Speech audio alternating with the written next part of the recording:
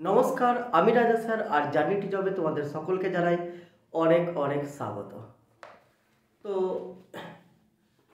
চলো আজকে আমরা টপ 10 সিরিজের আরও একটা সিরিজ করব এবং প্রথমেই বলে রাখি এই সিরিজে আমি যে কটা কোশ্চেন বেছেছি 10টা কোশ্চেন, তা প্রিভিয়াস ইয়ার কোশ্চেন থেকে মোস্ট ইম্পর্টেন্ট 10টা কোশ্চেন আমি বেছেছি। তো চলো দেখো 10টার মধ্যে তোমরা কটা পাচ্ছ, অবশ্যই লাস্টে কমেন্টে জানাবে যে তোমরা কটা পারছো 10টার মধ্যে। তো চলো শুরু করা যাক। আজকের ফার্স্ট প্রশ্ন হচ্ছে 25টি সংখ্যার গড় 150, আরও একটি সংখ্যার যোগ হলে নতুন গড় 160, সেই নতুন সংখ্যাটি কত? গড় কত বলছে 150, আর একটা সংখ্যা যোগ করছে, তাতে কত হয়ে যাচ্ছে নতুন গড় 160। তো 160 যদি নতুন গড় হয়ে যায় তো আমরা 160 লিখবো প্লাস লিখবো 150 থেকে কত বাড়ছে, 150 থেকে বাড়ছে 10। আর কটা সংখ্যা আছে, 25টা সংখ্যা ছিল, আগে কটা সংখ্যা ছিল 25টা, এইটা যোগ করব হয়ে যাবে আমাদের অঙ্ক। অর্থাৎ যদি বলি 160 প্লাস 250 তো 410, আমাদের উত্তর 410।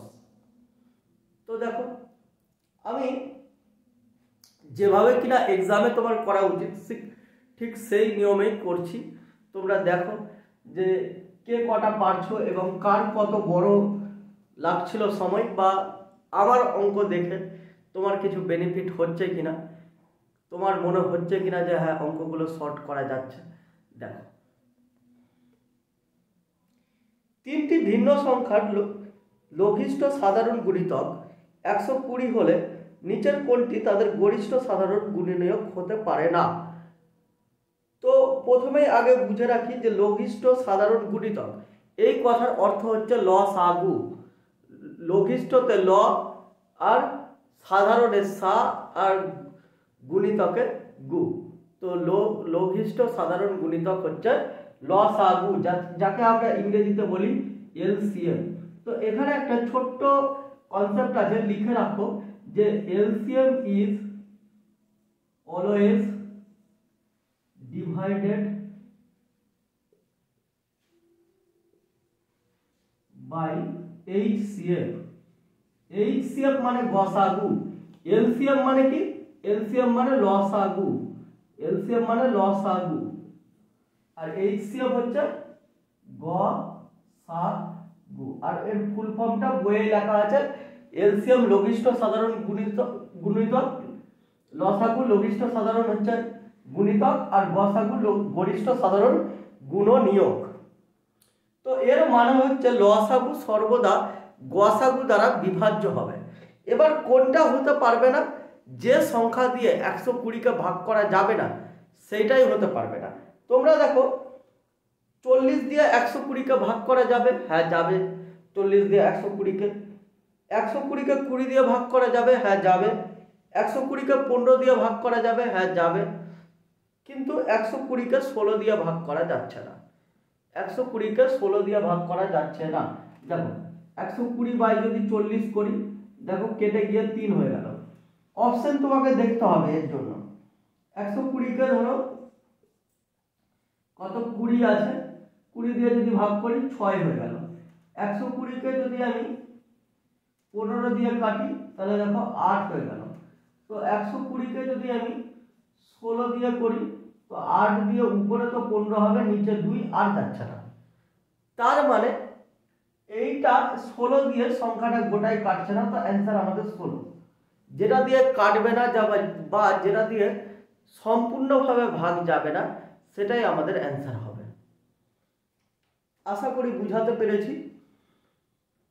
তো একটু কনসেপ্ট জানা থাকলে আর বুঝে গেলে এগুলো কিছু করতে হবে না, তুমি দেখে অ্যান্সারটা দিয়ে দিতে পারবে। এর জন্য শুধু তোমাকে অপশনে টিক করতে হবে, আর কিছুই না। দেখো মোহন ও রোহন 3300 টাকায় একটা কাজের বরাত নেয়। মোহন একা সেই কাজটি 10 দিনে করতে পারে এবং রোহন একা 12 দিনে করতে পারে। যদি তারা একই সাথে কাজ করে তাহলে তাদের প্রাপ্ত অর্থের পার্থক্য কত হবে? তোমরা নিজেরাও চেষ্টা করো, দেখো কত বড় হচ্ছে। আর অবশ্যই আমার সলভ অবশ্যই দেখো। আমার মনে হয় যে সলভ দেখলে তুমি কিছু হলেও বেনিফিট পাবে। তো দেখো এই অঙ্কের জন্য তুমি কজন এইভাবে এত শর্টে হচ্ছে বলবে আমাকে, আর না হলে সেটাও জানাবে। যে দেখো এই অঙ্কের জন্য আমরা কি করব, 3300 টাকা গুণ, এখানে মোহনের লাগছে 10 দিন আর রোহনের 12 দিন, তো দিনের পার্থক্য কত 2, আর টোটাল কয়দিন লাগছে 10 আর 12তে 22, এটাই আমরা করে নেব। তো দিনের পার্থক্য আর টোটাল দিন করে নিলেই হচ্ছে আমরা পেয়ে যাব কি তাদের টাকার পার্থক্য।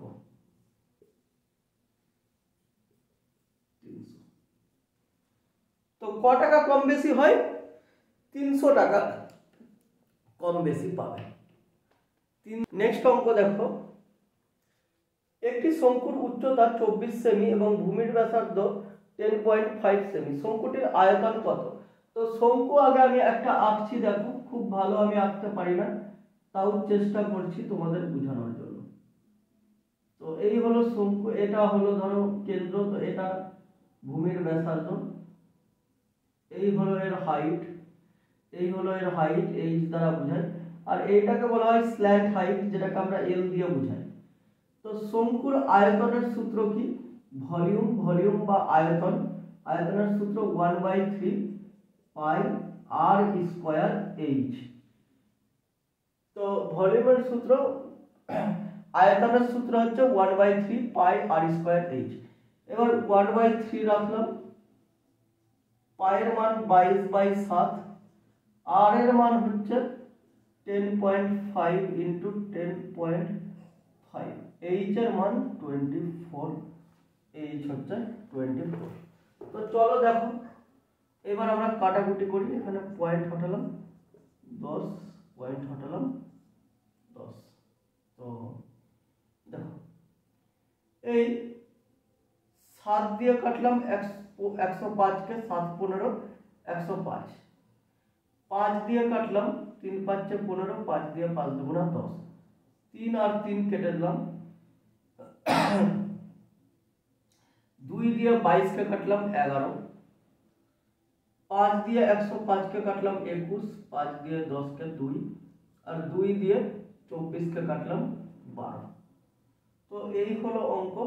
12 21 কত হচ্ছে, 12 কে 12, 12 দুগুণা 24 আর 1 25, তাহলে তাকে 11 দিয়ে আবার গুণ করলে 2, 5 আর 2 7, 5 আর 2 7 2, তো 2772 সেমি, এই হলো আমাদের উত্তর।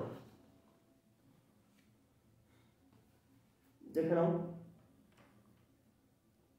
নেক্সট অঙ্ক। দেখো নেক্সট অঙ্ক কি বলছে, মিটিয়ে দিই, পড়ে নাও ততক্ষণ নেক্সট অঙ্ক, আর চেষ্টা করো তোমরা আগে। 15% ও 10% দুটি ক্রমিক ছাড়ের সমতুল্য ছাড় কত? তো ছাড়ের জন্য আমরা, ক্রমিক ছাড়ের জন্য আমরা কি সূত্র করি, ক্রমিক ছাড়ের জন্য আমরা সূত্র করি x plus y minus xy/100।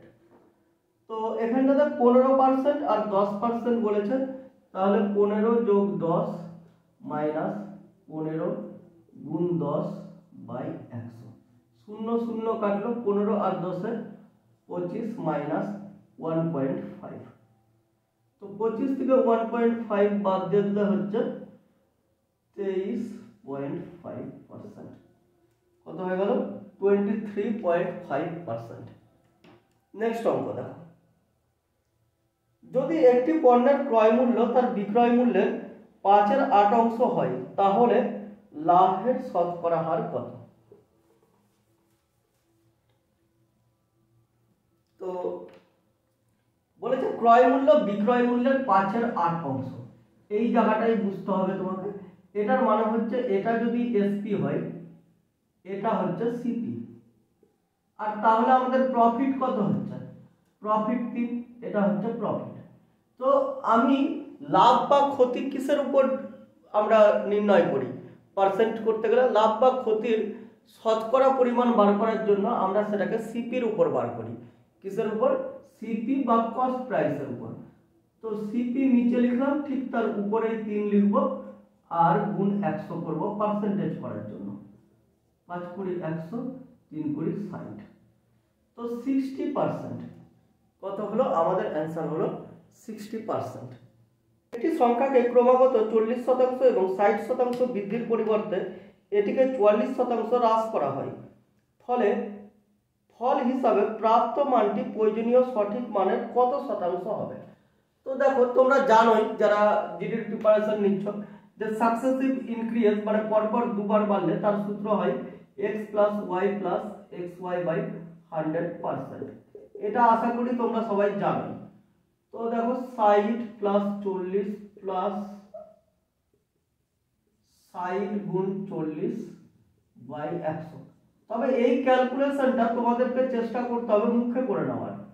এই ক্যালকুলেশনটা, এগুলো কিছু লেখার না, ডাইরেক্ট 124। এবার 124% কি হচ্ছে? বাড়ছে।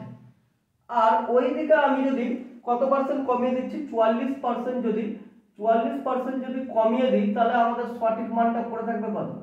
56। বলতে গেলে 44% কমিয়ে দিলে সঠিক মান পড়ে থাকবে 56।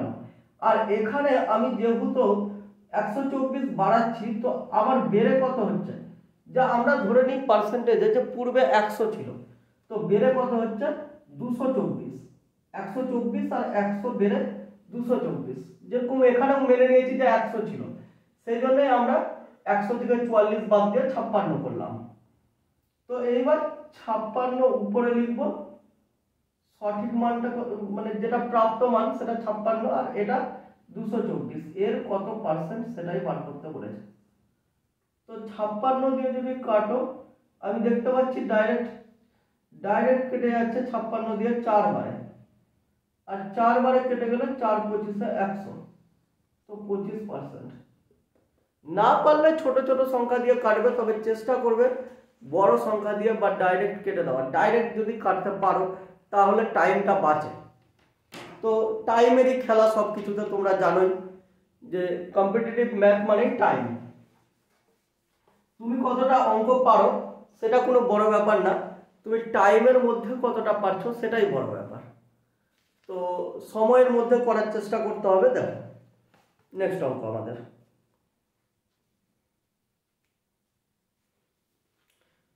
কি বলছে? এক ব্যক্তি 1 টাকায় 15টি আম কেনেন, তিনি 1 টাকায় কতগুলি আম বিক্রি করলে 25% ক্ষতি হবে। এবার দেখো, ও যদি ক্ষতিতে বিক্রি করতে চায়, কটা আম কিনেছে? 1 টাকায় 15টা, এটা গুণ লিখব। এবার ও যদি ক্ষতিতে বিক্রি করতে চায় তাহলে ও নিশ্চয়ই বেশি করে দিবে 1 টাকায়। 1 টাকায় 15টা কিনেছে, অর্থাৎ 15টার বেশি দিয়ে দেবে, তাহলেই তো লস হবে। ও যদি 15টার কম দেয় তো লাভ হবে। তো যেহেতু বেশি দিবে, তো বেশিটা উপরে রাখবো, অর্থাৎ 15%। ও কত পার্সেন্ট লাভ করতে চাইছে? ও ক্ষতি করতে চাইছে 25% ক্ষতি করতে চাইছে। 25% ক্ষতি করতে চাইলে আমরা উপরে লিখবো 100 আর নিচে লিখবো 75। যত শতাংশ ক্ষতি করতে চাইছে সেটা মাইনাস করে লিখবো নিচে। তো 15 দিয়ে 75কে কাটলাম 5, 5 দিয়ে 100কে কাটলাম 20, তো 20টা দিবে। কটা দিবে? 1 টাকায় 20টা দিবে। নেক্সট অঙ্ক দেখো, একটি ধারাবাহিক সংখ্যার গড় হলো 19, বৃহত্তম সংখ্যাটি নির্ণয় করো। তো এর জন্য আমি একটু তোমাদের সময় নেব, কিন্তু বুঝে গেলে তোমরা দেখা মাত্র এই সব কোশ্চেনের অ্যান্সার দিতে পারবে। তো একটু সময় দাও, একটু সময় দেখো কি বলতে চাইছি আমি। ধারাবাহিক মানে পরপর সংখ্যা, অর্থাৎ 1 2 3 4 5, 5টা সংখ্যা যদি হয় তাদের গড় কত হয়? গড় বলতে আমরা মাঝের সংখ্যাটাকে বুঝে নেব। যদি এরকম 5টা 7টা 9টা সংখ্যা থাকে তাহলে মাঝের সংখ্যা বুঝবো। আর তাছাড়া আমরা করব ফার্স্ট প্লাস লাস্ট বাই 2, 5 আর 1 6, 6 এর অর্ধেক 3। তাছাড়াও দেখো, আবার যদি আমি ধরো যে 11 12 13 14 15, 16, ধরো 17। এখানে 7টা সংখ্যা নিলাম। আমি যদি বলি গড় কত, তো গড় মিডলের সংখ্যাটা হয় এখান থেকে 3টা, এদিক থেকে 3টা বাদ দিলাম, 14 হয়ে গেল গড়। কিংবা আরেকভাবে বলতে গেলে 17 আর 11 যোগ করো 28, 28 অর্ধেক 14। তো অর্থাৎ গড় দেখতে পাচ্ছি আমরা মিডলের সংখ্যা। আরো একটা করছি দেখো, 44, 45, 46, 47, 48।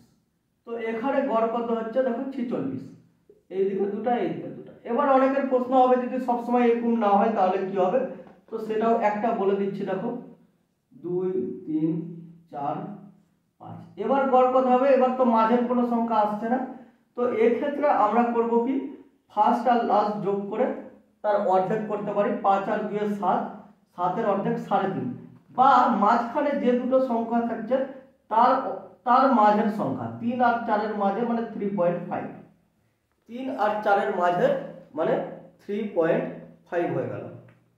এইবার দেখো, এইবার আমাদের গড় বলেছে 19, তার মানে আমরা বুঝতে পারছি যে 5টা সংখ্যা আছে, গড় 19 হলে এইটা মাঝের সংখ্যা, এদিকে আর দুটা সংখ্যা আছে।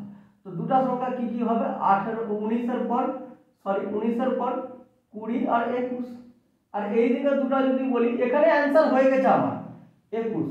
বড় সংখ্যাটা কত হবে, বড় সংখ্যাটা হবে 21। কিন্তু আমি যদি এখন ছোটটা চাইতাম, ক্ষুদ্রতম, তাহলে এখানে 18 হতো, এখানে 17 হতো। এটা ছোটটা, এটা হচ্ছে ছোট সংখ্যা, এটা বড়। এটা আমাদের উত্তর হবে। আশা করি বুঝতে পেরেছো। আর তুমি যদি আমার এই চ্যানেলে নতুন হও তো অবশ্যই সাবস্ক্রাইব করে নেবে, এবং ভিডিওগুলো ভালো লাগলে বন্ধু বান্ধবদের মধ্যে শেয়ারও করবে, এবং বুঝতে পারলে বা ভালো লাগলে কমেন্ট অবশ্যই করবে। ভালো খারাপ যাই লাগুক কমেন্ট অবশ্যই করবে। কমেন্ট করলে আমি বুঝতে পারবো তোমাদের ভিডিওটা কেমন লাগছে। তো চলো দেখো নেক্সট অঙ্ক। অমিত একজন কারিগর হিসাবে বিনীতের চেয়ে 3 গুণ দক্ষ, তাই বিনীতের চেয়ে 32 দিন কম সময়ে একটি কাজ সম্পন্ন করে। তারা একসাথে ওই একই কাজ কত দিনে সম্পন্ন করবে? 3 গুণ দক্ষ মানে এফিসিয়েন্সি রেশিও বা কার্যক্ষমতা রেশিও যাকে বলা হয়, সেটা কত হবে, একজনের 3 আর একজনের 1। কার 3 যে 3 গুণ বেশি দক্ষ, তার 3, অর্থাৎ অমিতের। আর তাহলে টাইম রেশিও কত হবে, ঠিক এর উল্টাটা, 1:3। তো এইখানে দেখো এবার কত বলছে, বলছে যে 32 দিন কম সময় নেয়। এই যে এখানটাতে টাইম রেশিওতে কি দেখতে পাচ্ছি, টাইম রেশিওতে আমি টাইম রেশিওর নিচেই লিখে দিই, এটাই বেটার হবে, 1:3। তো টাইম রেশিওতে আমরা কি দেখতে পাচ্ছি, 2 রেশিও কম বেশি, 2 রেশিও সমান 32, 2 রেশিও সমান কত, 32, 1 রেশিও 16।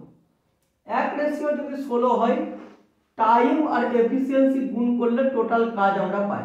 তো 16 গুণ 3 এটা টোটাল কাজ, আর একে ভাগ করব দুজন মিলে কাজ করছে, তো দুজনের এফিসিয়েন্সি দিয়ে, অর্থাৎ 3 আর 1 এর 4, 4 4 16, তো 3 4 12।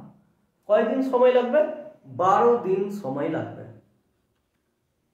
নেক্সট অঙ্ক দেখো কি বলছে, আজকের লাস্ট অঙ্ক। আজকের একটি ট্র্যাপিজিয়ামের সমান্তরাল বাহু দুটির দৈর্ঘ্য হলো 15 সেমি ও 16 সেমি এবং ক্ষেত্রফল 961 সেমি স্কয়ার। সমান্তরাল বাহু দুটির দূরত্ব কত? আচ্ছা, সমান্তরাল বাহু দুটির দূরত্ব জানতে চাইছে কত। তো একটু ট্র্যাপিজিয়াম কি সেটাও আমি একটু আলোচনা করি। ট্র্যাপিজিয়াম একটু চিনে নাও, আমি আশা করি যে তোমরা চিনো, তাও একটু আমার বলার কাজ, যদি তুমি কেউ না পারো তার জন্য, কারণ অনেকেই আশা করি ভিডিওটা দেখবে, তার মধ্যে কেউ হয়তো ট্র্যাপিজিয়াম চিনে, কেউ চিনে না, নতুন পুরাতন সবাই দেখবে। তো দেখো ট্র্যাপিজিয়াম কি, ট্র্যাপিজিয়াম হচ্ছে এরকম একটা চতুর্ভুজ যার দুটো বাহু হয় সমান্তরাল। আমি ধরে নিলাম এই বাহুটা আর এই বাহুটা সমান্তরাল, আর দুটো সমান্তরাল হবে না। এই দুটো বাহুকে যতই বাড়াই না কেন, সমান্তরাল কথার অর্থ এদিকে বা এদিকে যতই বাড়াই এই দুটো কখনো একে অপরকে টাচ করবে না, অর্থাৎ এদের মাঝের দূরত্ব সবসময় সেম থাকবে। তো এই বাহুটা যদি এ হয়, এটা যদি বি হয়, ট্র্যাপিজিয়ামের ক্ষেত্রফলের সূত্র কি? এই যে এর মাঝের যে দূরত্ব দেখতে পাচ্ছ, এটা যদি এর মাঝের দূরত্ব অর্থাৎ উচ্চতাটাই মাঝের দূরত্ব হবে। তো এই যে উচ্চতা এটাই মাঝের দূরত্ব, তো আমাদের ক্ষেত্রফলের সূত্র এরিয়া মানে ক্ষেত্রফল, এরিয়ার সূত্র কি হবে? এরিয়ার সূত্র হবে half into A plus B into H, half into A plus B into H. এবার এখানটাতে আমাদের সমান্তরাল বাহু দুটির দৈর্ঘ্য বলে দিয়েছে 15 আর 16, আর উচ্চতাটা চেয়েছে। তো আমরা এই সূত্র অনুযায়ী বসাবো হাফ 15 আর 16 যোগ করলে কত হচ্ছে 31, আর উচ্চতাতে এইচ সমান সমান কত 961। 31 দিয়ে 961 কে কেটে যাচ্ছে, কত হচ্ছে 3 বারে হচ্ছে 93, আর তারপর আবার 31। তো এইচ ইকুয়াল টু 31 দুগুণা 62। তো উচ্চতা কত হয়ে গেল 62। এই ছিল আজকের টপ 10 এর সেরা 10টা কোশ্চেন। কেমন লাগলো তোমাদের ভিডিওটা অবশ্যই কমেন্টে জানাবে। আর হ্যাঁ, সামনে আর বেশি দিন তোমাদের নেই, তোমরা এখন যত বেশি বেশি পারবে প্র্যাকটিস করো, এবং পারলে সপ্তাহে 2 দিন করে যে কোনো জায়গা থেকেই হোক না কেন তোমরা 2টো করে মক টেস্টও দাও, 2টো ফুল লেন্থ মক টেস্ট দাও। যারা এসএসসি জিডির জন্য ভাবছো, সপ্তাহে 2টো করে অবশ্যই দিবে, পারলে 3টেও দাও, কিন্তু 2টো অবশ্যই দিবে। তো বেশি বেশি প্র্যাকটিস করো, আশা করি যে তোমরা এই পরীক্ষায় সফল হবে। তো চলো, দেখা হবে নেক্সট ক্লাসে। ভালো থাকবে, সুস্থ থাকবে, হাসি খুশি থাকবে।